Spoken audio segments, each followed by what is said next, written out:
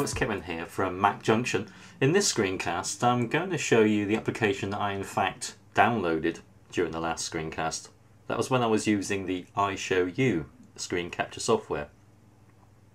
So far the SnapzProX, albeit a little bit more expensive than iShowU and apparently more capable in as much as it has more options. For instance, screen capture options, you can do lots of wonderful things with the graphics you snap off the screen.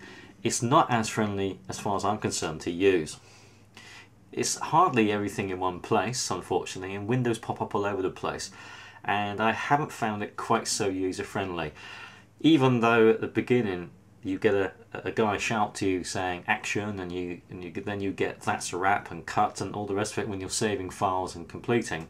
For me, it's not that user-friendly.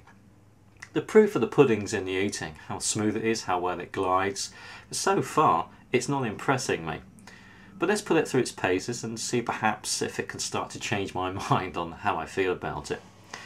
Just going to show you something in System Preferences. Let's just minimize that so we've got a clear view.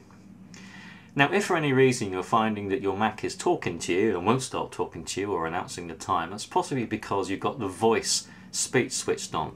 What you want to do first of all is go to Universal Access and check, and there you can see there your various options: seeing, hearing, the keyboard and mouse, and these are all adjustments that allow people perhaps who may have any form of impairment to be able to use their computer. One word of warning: be careful what you do. For those of you who are PC owners, when you start to move this screen across here, you increase the actual display contrast, and that to me looks a little bit like 16-bit on a PC. That actually scared me a little bit until I found out that's what I'd actually done. So beware. So where you've got voice over here, you've got on or off, and at the moment it's turned it off. I've kept it off so it doesn't announce everything. If I open the actual voice utility, you'll see here you can make all your various changes you need to the voiceover utility. Various things you can do with it there. For those of you who are using Leopard, you'll find you've probably got slightly different options, and of course you do have slightly superior speech available to you, certainly. So ensure that's off.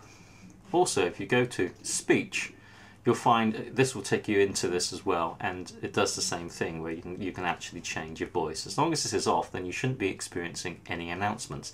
If I switch it on, welcome to Macintosh. VoiceOver is running. System Preferences, Universal Access, Window, Back button. There you go. So you've got that actually tells you it's on. Now obviously that's the voice of Victoria. I've got to know her quite well. That's the voice that I will use if I choose to. But I'm going to take that off again. There you go. No announcement to say it's off. It just goes silent. Okay. I hope you found that little tutorial useful. Perhaps you can see the way in which this application has been quite smooth.